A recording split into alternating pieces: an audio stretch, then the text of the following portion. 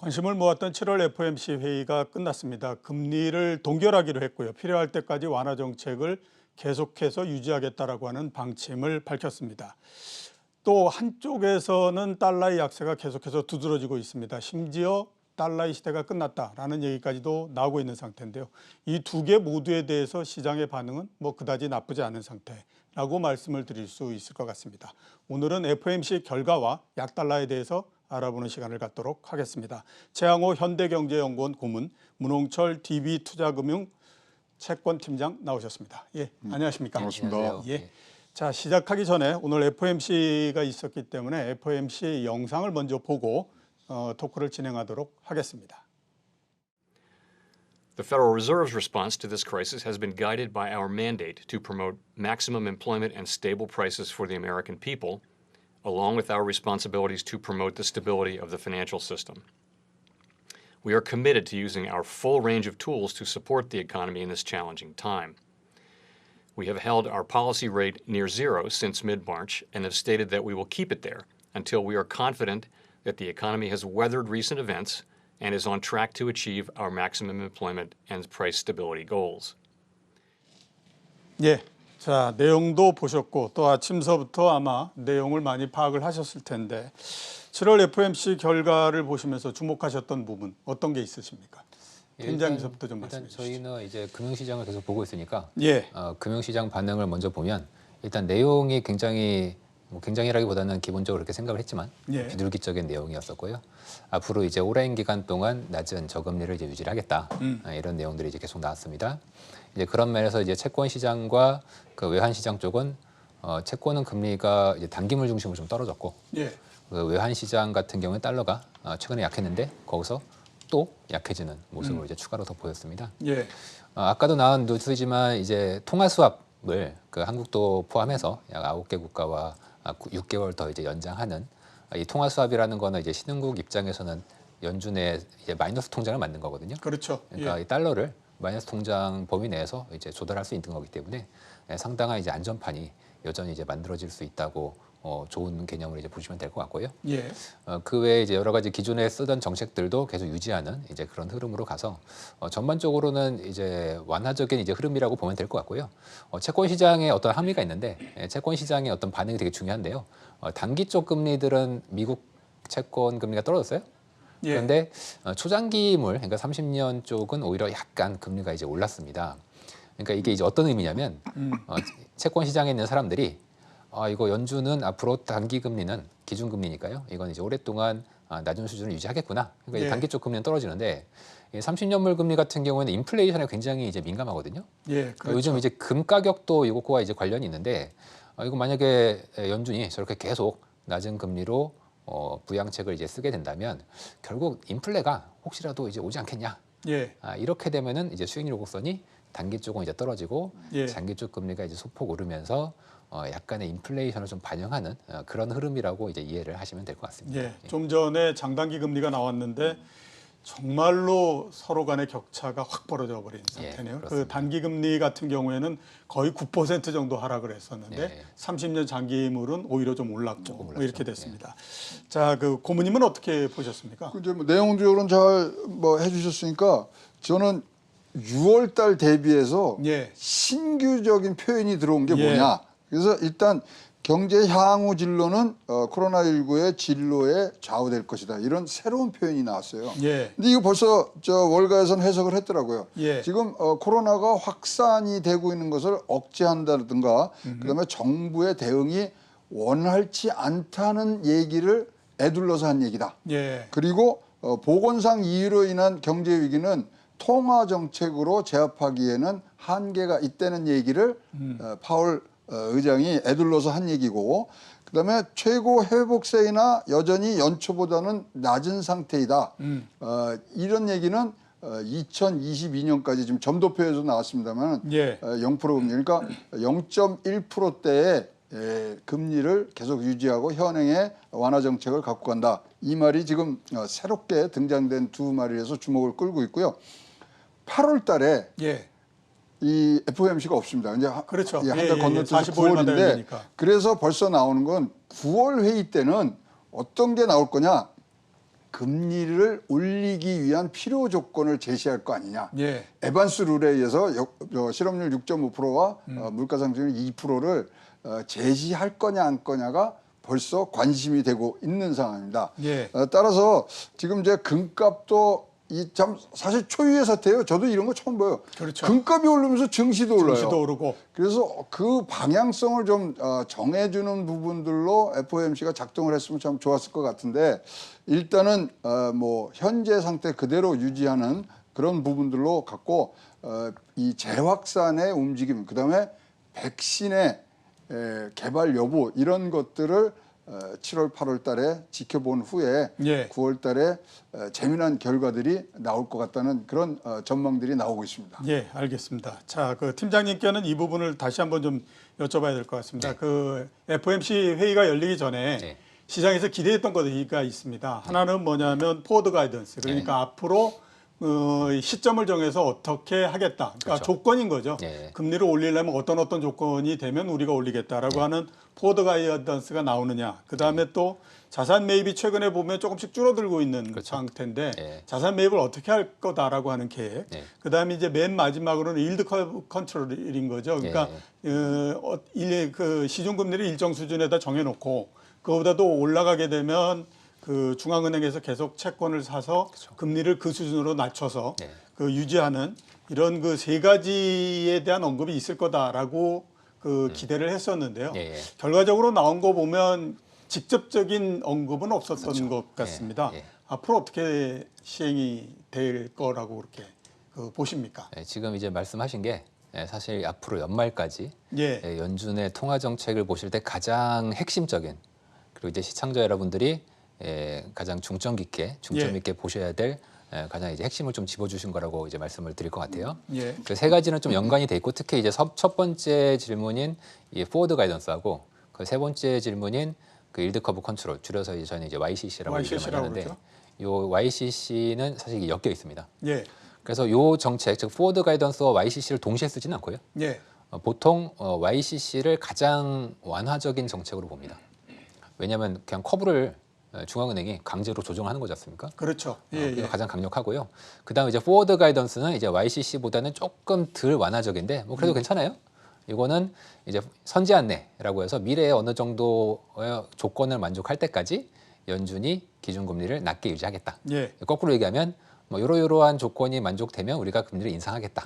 이런 이제 기준을 주는 거죠. 예, 그러니까 이 기준이란 건 이제 쉽게 말해서 자기 발을 그 옛날에 그 그리스 신화에 보면 그 오디세우스가 그 사이렌이 있는 그 바다를 항해할 때 예, 그 노래를 들으면은 바다에 뛰어드니까 그렇죠. 자기를 돛대에 묶어버리라고 했지 않습니까? 예, 예, 예. 이런 거랑 똑같은 건데요. 연준이 스스로 자신을 이제 돛대에 묶어버리는 거죠.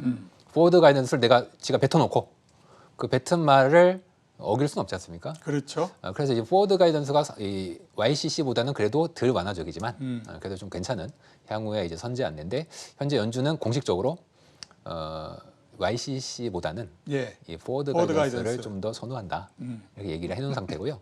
자, 그럼 이제 YCC는 좀 나중에 보고 이제 포워드 가이던스가 또 이게 두 개가 있어요. 예, 그 첫 번째는 아예 날짜를 박아놓는 겁니다. 음, 우리가 뭐 2022년까지는 안 올릴 거야. 음, 요게 상당히 이제 완화적이고요. 그렇죠. 좀 두 번째는 그것보다는 좀 덜 완화적인데 뭐 이제 예를 들어서 인플레이션이 한 2%를 좀 유의미하게 오랫동안 상회하면 우리가 그때부터 올리겠다. 사실 칼렌더 베이스라고 이제 아까 얘기한 거고요. 이게 딱 날짜를 박는 게 지금 이제 제가 말씀드리는 거는 어떤 지표를 기준으로 하는 이제 예. 아웃컴 베이스라고 이제 하는데 요 칼렌더 데이 베이스와 아웃컴 베이스를 보면은 이 아웃컴 베이스가 조금 더 뭔가 재량권이 있죠. 그렇죠. 그러다 보니까 이 칼렌더가 좀 더 그나마 더 강한 완화적인 거고 아웃컴은 좀 덜 완화적인 겁니다. 예. 연준은 이 중에서 이제 아웃컴 베이스로 할 걸로 저희는 이제 보고 있고요. 아마 지금 연준은 이제 이번에는 아직 언급을 하지 않았지만 아마 연말 이전에 정확한 이 아웃컴의 기준에 대해서 발표를 할 것 같고 예, 아마 저희는 2%를 유의미하게 좀 상회를 오래 하는 즉 인플레이션이 예. 2%를 이제 상회를 하는 시기가 오래 되면은 그때 이제 금리를 올리겠다 이런 식의 기준을 줄 것 같고요. 예, 그리고 아까 자산 매입 두 번째 질문으로 이제 자산 매입을 말씀하셨는데 최근에 이제 줄은 건 맞는데요. 이게 약간 기술적으로 예, 4월, 5월까지가 엄청나게 이제 늘었었고 그 이후에 이제 그 정도 속도로 늘리면 큰일 나기 때문에 그거를 이제 조금 완화시키는 정도로 이제 보시면 되고요. 예. 다만 이제 연준의 어떤 자산 매입은 채권을 매입하는 게 있고 그 아까 제가 이제 통화수학과 레포를 연장했다고 했는데 이게 단기 대출이거든요. 예. 이 단기 대출은 상환이 되면서 계속 줄고 있습니다. 그러다 보니까 이제 전체 대차 지표가 약간 줄어드는 것처럼 이제 보이긴 해요. 예. 근데 이제 연준이 이게 통화를 흡수하는 거라기보다는 이제 위기가 일단 지나갔으니 예. 단기로 대출 받았던 사람들이 이제 갚는 거고요. 예. 예. 다만 이제 장기로 이제 채권은 좀 장기니까 요 장기 채권 매입은 역시 꾸준히 계속 하고 있다고 보시는 게 좀 더 맞을 것 같습니다. 예, 알겠습니다. 자, 고문님께 한번 여쭤봐야 될 게 아까 말씀하셨던 것처럼 연준에서 명확하게 얘기하지는 않았지만 이제 통화 정책으로 할 수 있는 건 거의 다 하지 않았냐라는 그렇죠. 얘기를 하지 않았습니까? 그러면 이제 결국 재정 쪽에서 너희가 좀 알아서 해라라는 얘기가 될 텐데 가장 지금 현안으로서 걸려 있는 것이 5차 경기 부양 그렇죠. 대책입니다.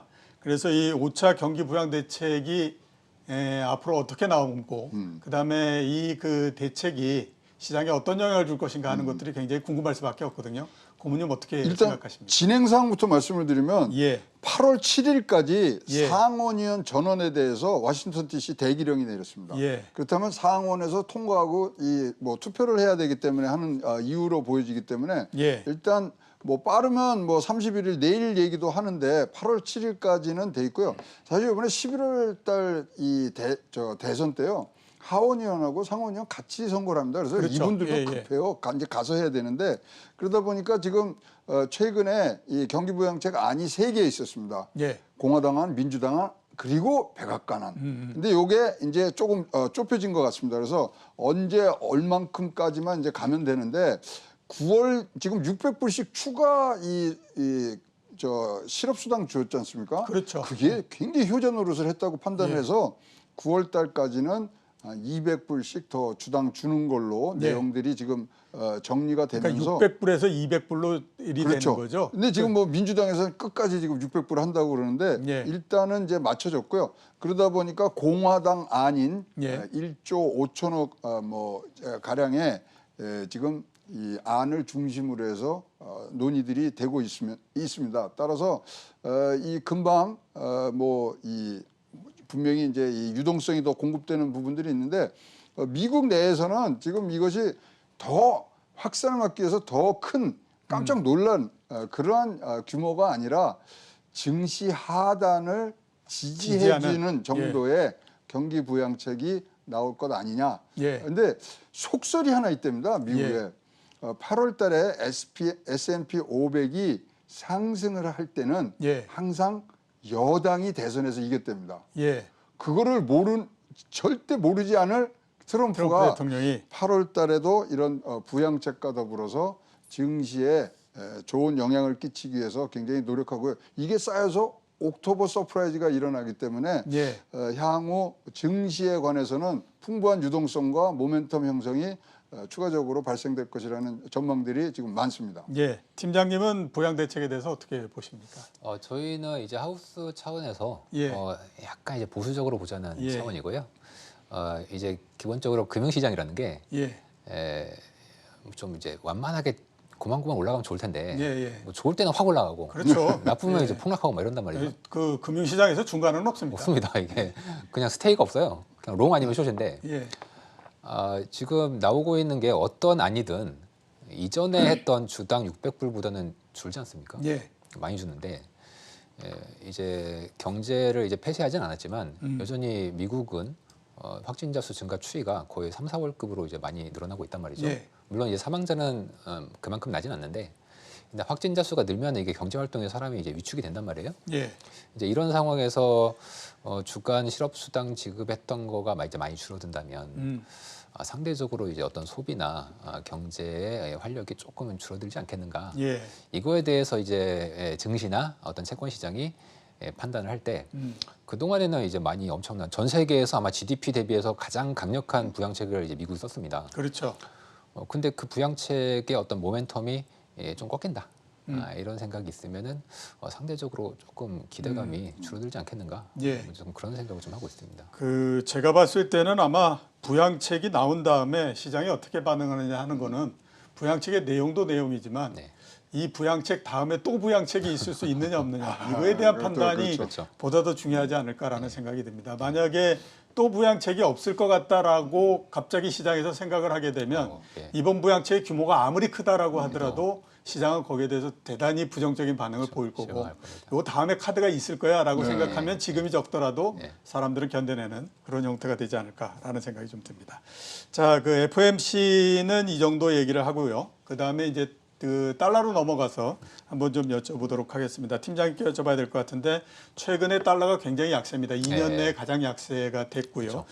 그렇죠. 이렇게 달러가 약세가 된 이유하고 앞으로 전망은 어떻게 보십니까? 예, 이게 지금 제가 가장 많이 받는 질문이 요즘 이제 달러랑 예. 금이에요. 예. 그 달러가 굉장히 저도 고민이 이제 많은데 예, 사실 이게 뭐 뉴스에서 약달러 이러는데 사실 우리나라 국민들이 달러 약해졌어? 막상 환율 보면은 뭐 그냥 거기서 거기란 말이에요. 예. 원달러는 이게 달러의 약세라기보다는 유로의 유로의 강세라고 강세죠. 보는 게 예. 조금 더 맞습니다. 현재로서는 신흥국 통화들이 그렇게 막 달러 대비해서 엄청 세지고 막 이런 건 아니거든요. 예, 물론 이제 흐름은 따라가는데 기본적으로 유로가 이제 워낙에 강하다 보니까 그 반대쪽에 있는 달러가 이제 약세를 보이고 있는 거고요. 그럼 이제 중요한 건 유로가 왜 강세냐 이게 중요한 거죠. 유로가 강세인 이유는 크게 두 가지고요. 첫 번째는 최근에 마크롱과 이제 메르켈 총리가 서로 만나서 예. 유럽 공동 회복 기금을 만들자.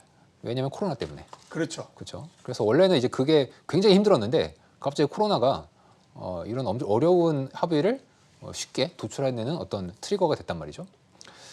그러다 보니까 이제 유럽에는 굉장히 큰 안전판이 이제 만들어진 거지 않습니까? 이 남유럽들도 어느 정도 좀 괜찮아질 수 있는 일단 부도 위험은 줄어드는 거겠죠. 그러다 보니까 유로 그러면 사야 되는 거 아니야?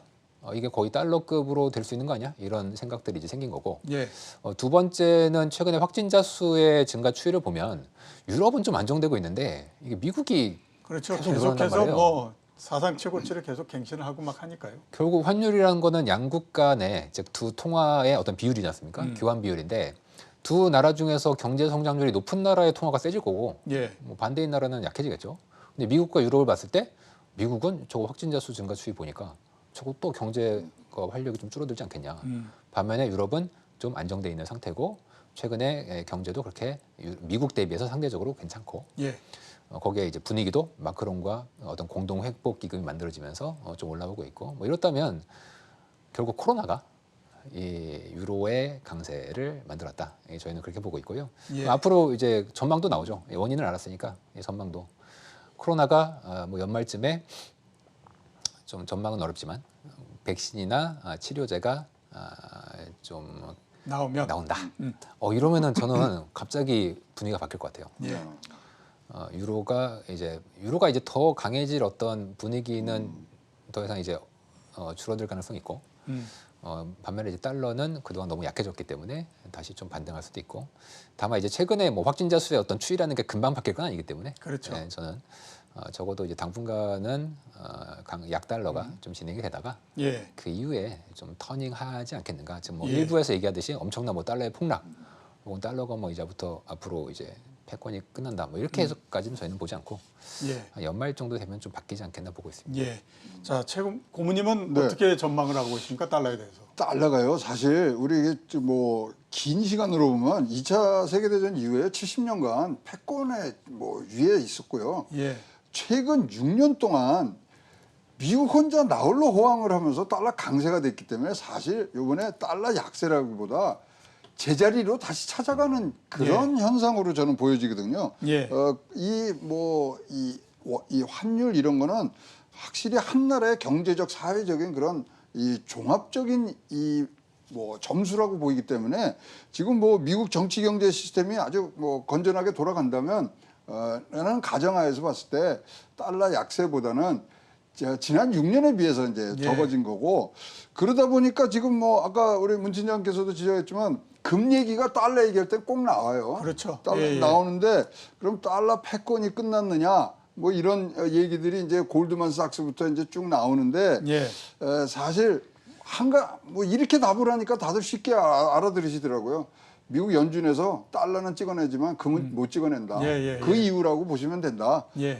그랬기 때문에 현재 뭐 많이들 뭐 35%의 추가 하락 부분들이 있다 그러지만 예. 미국이 어떻게 코로나를 극복하는지 이번에 재정 정책을 어떻게 갖고 가는지 자기네 시스템이 돈 되는 것만 보여주면 다시 달러는 지난 6년간이었던 그런 흐름을 다시 가지고 갈 수 있기 때문에 좀 지켜보셔야 될 것 같고요. 예. 재미난 얘기 중에 하나가 요새 들은 것 중에 하나가 금값이 왜 이렇게 오르냐 그거지 예. 않습니까? 근데 금값의 원인 중에 하나인데 의외의 얘기를 해요. 예.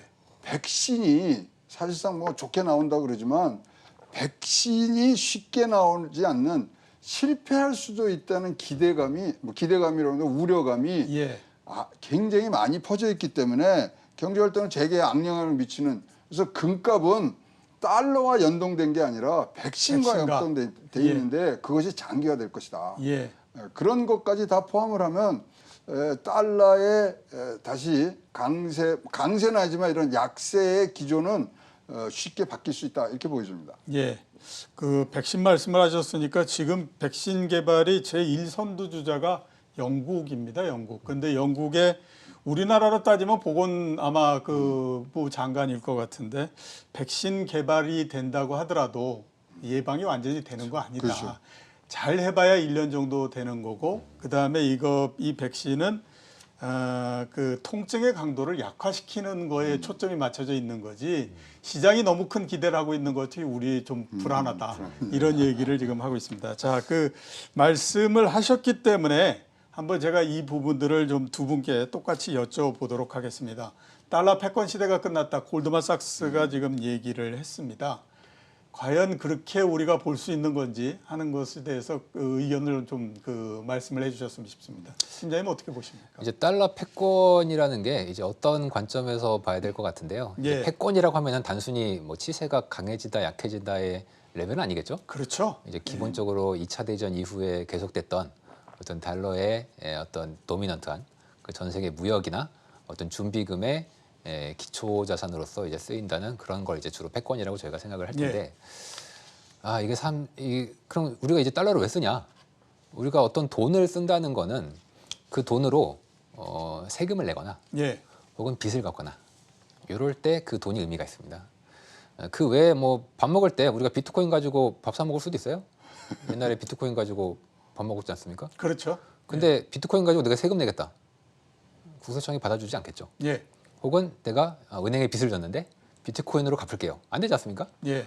즉 이 달러라는 게 이제 왜 우리가 가지고 있냐면 결국 무역을 달러로 해야 되고 석유를 달러로 결제해야 되고 그리고 빚이 다 달러로 돼 있기 때문에 이제 전 세계 빚의 약 65에서 70%가 이제 다 달러로 발행이 되어 있습니다. 예. 그러다 보니까 이 달러가 이제 중요한 거고요. 그런 면에서 저는 달러의 패권까지 얘기하기는 조금 이르지 않나. 이르다. 그렇게 예. 생각을 하고 특히 이제 또 패권이 약해지려면은 이제 전통적으로 그 어떤 제국이 이제 망할 때 그렇죠. 상황이 그 어떤 군사력이 약해진다든지 예. 어떤 지역에서의 그 패권 우리가 달러를 믿고 의지할 어떤 패권이 약해질 때 이제 발생하는 건데 아직 여전히 이제 미국의 어떤 강력한 우방국 그리고 전후 체제가 여전히 트럼프가 좀 흔들긴 했지만 여전히 유지는 되고 있거든요. 예. 뭐 저는 그런 면에서 달러 약세가 좀 진행될 수는 있겠으나 패권까지 얘기할 패권까지는? 정도는 아닌 것 같고 그 달러 약세도 어느 정도 한 연말쯤에 마무리되지 않겠는가 하는 게 저희의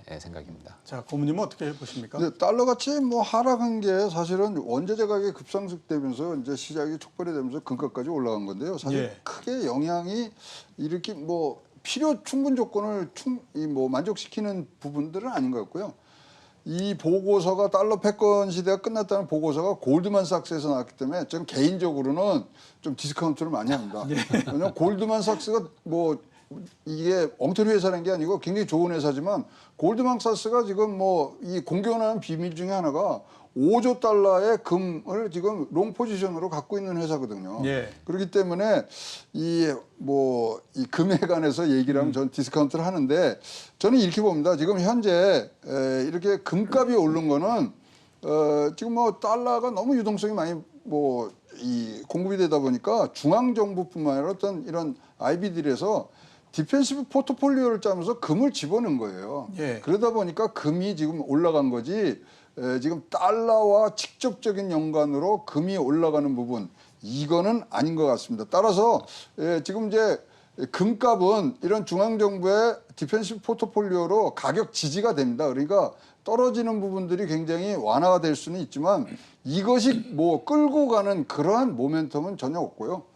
따라서 지금 이제 이렇다면 안전자산이냐 위험자산이냐 가는데 이것에도 답을 지금 못 드려요. 예. 금값하고 증시가 같이 오르는 올라가고 현상. 있기 때문에.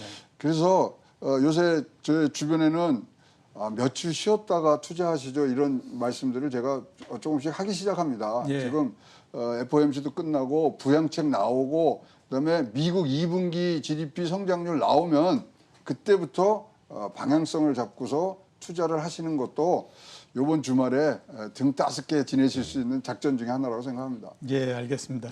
글쎄 달러 패권에 관해서는 두 가지만 한번 생각해 보면 명확하지 않을까라는 생각이 드는데 2008년도 금융위기가 났을 때 만약에 달러가 기축통화가 아니었다라고 하면 미국은 난리가 났을 겁니다.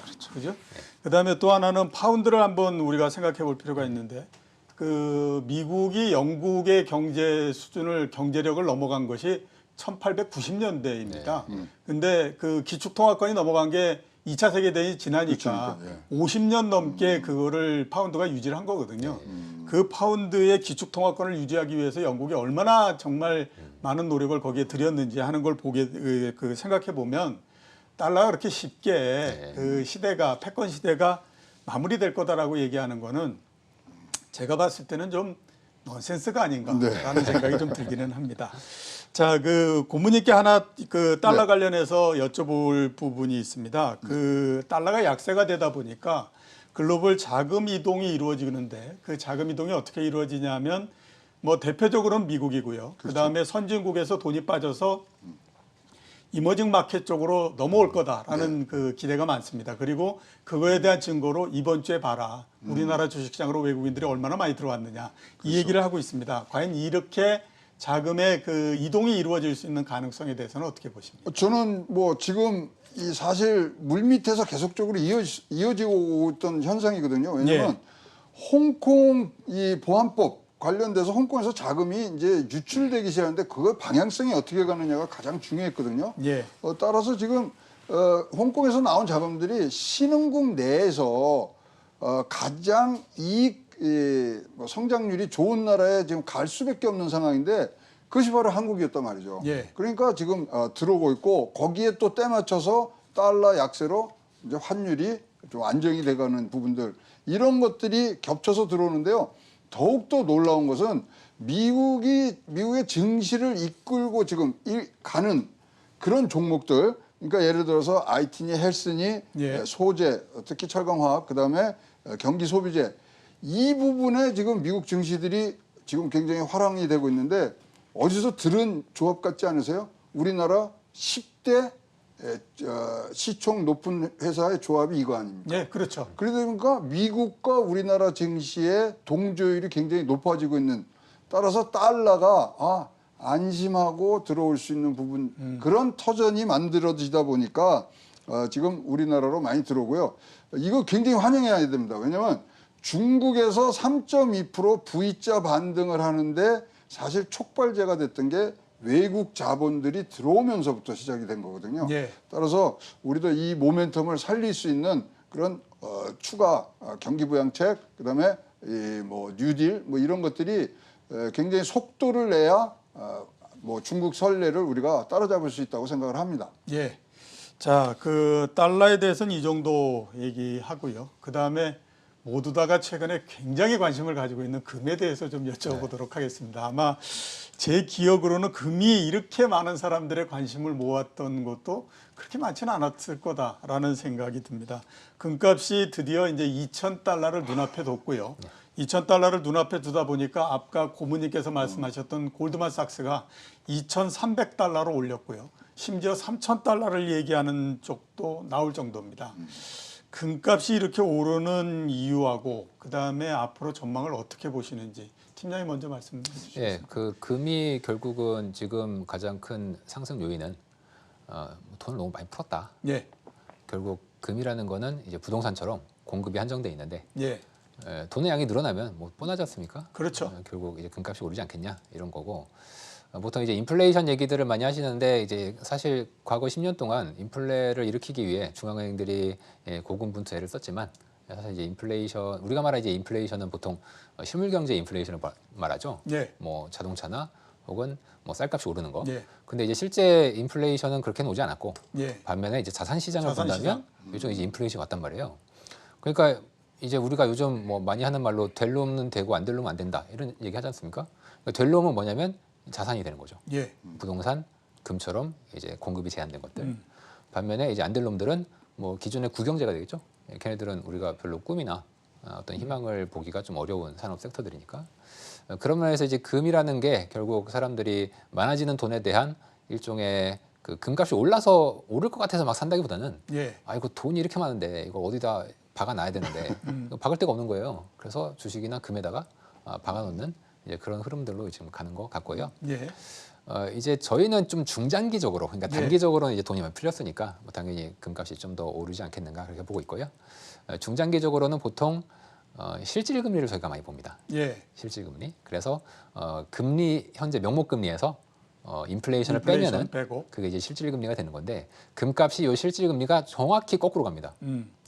왜냐면은 금이라는 거는 이제 금리가 없지 않습니까? 그렇죠. 뭐 예. 금에서 뭐가 금이 금을 낳지는 않기 때문에 반면에 이제 실질 금리는 인플레이션을 조정한 후에 실질적으로 내가 먹을 수 있는 돈의 양을 말하는 거기 때문에 실질 금리가 높을수록 금값은 떨어져요. 요거는 아주 장기적으로 금값을 아주 정확하게 예언을 하고 있습니다. 그럼 앞으로 금리가 더 떨어지든지 반대로 인플레이션이 더 오르든지 둘 다든지 뭐 이러면은 실질 금리가 이제 떨어지면서 금값이 더 오를 수 있겠죠. 저희는 이제 금리는 좀 더 떨어질 것 같은데 예. 과연 시중의 인플레이션 아까 실질 금리에서 인플레이션은 자산 가격 인플레이션이 아니라 정말 이제 쌀값이 오르고 예. 뭐 이런 인플레이션이거든요. 근데 이런 인플레이션이 정말 올까? 제한적으로 저는 볼 수는 있는 것 같은데 예. 좀 장기적으로 봐서 실물 경제 인플레가 정말 올까? 그렇게 10년 동안 했는데도 그렇죠. 지금으로서는 좀 쉽지는 않다고 봐야 되죠. 저는 그래서 금값에 대해서는 이제 뭐 여전히 단기적으로는 뭐 모멘텀이라는 게 또 세기 때문에 예. 뭐 충분히 좋게 보는데 정말 길게 정말 계속 가져가야 될 자산인지에 대해서는 저는 약간 좀 요즘 고민을 많이 하고 있습니다. 예. 예. 고모님은 어떻게 보십니까? 뭐 우리 안전자산이라고 하면 크게 두 개지 않습니까? 금하고 미국 채권. 근데 채권이 지금 뭐 아시겠지만 무제한 양적 완화로 해서 사실 최저 수준이고 실질적으로 물가 1% 오른다 그러면은 지금 이제 수익률이 0.6%거든요. 그러니까 마이너스 수익률이란 말이죠. 그래서 지금 증시가 올라가면서 진짜로 이거 이렇게 계속 될 거야?